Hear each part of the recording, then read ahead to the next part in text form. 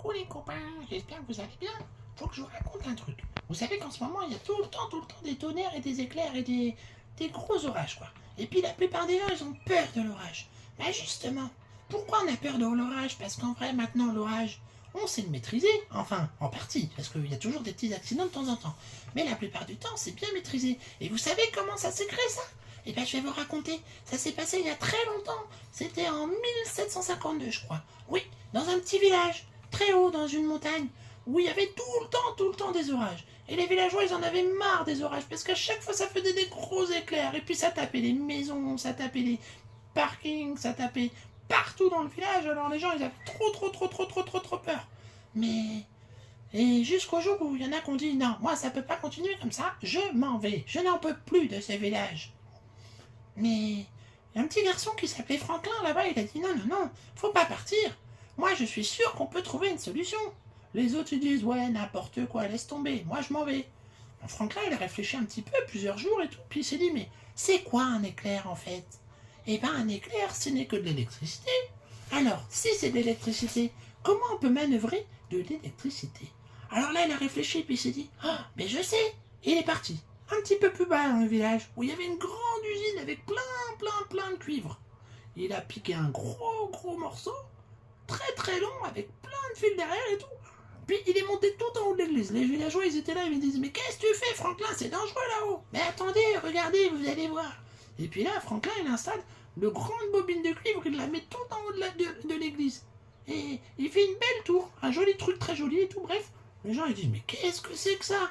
Bon, bah, peu importe. Il redescend tranquillement et tout. Et puis, il se dit, attends, je vais faire autre chose. Il arrête de chercher des petites guirlandes et tout, de toutes les couleurs, et puis il s'amusait à les entourer autour du fil. Alors là, les gens ils disent, mais n'importe quoi, tu nous fais quoi là? Mais vous allez voir, dit Franklin.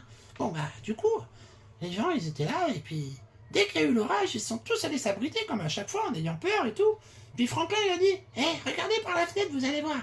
Alors tous les villageois, ils ont regardé par les fenêtres du village. Et ils ont vu l'église. Et qu'est-ce qu'ils ont vu aussi? Les grands éclairs qui tapaient partout, et ben là, ils tapaient que dans l'église. Ils ont dit, mais comment c'est possible?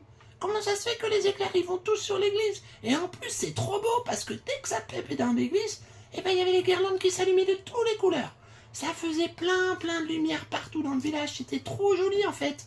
Et les villageois, ils ont dit, waouh, mais c'est magnifique, Franklin, ce que tu nous as créé là. Et Franklin, il leur dit, ouais, je sais, je crois que je vais appeler ça un paratonnerre. Vous connaissez les paratonnerres? Et oui, maintenant il y en a partout des paratonnerres. Et ben c'est grâce à Franklin qui en a créé un. Et oui, c'est trop bien parce que le paratonnerre, ça attire la foudre. Et comme ça, la foudre, elle va pas taper ailleurs pendant ce temps-là.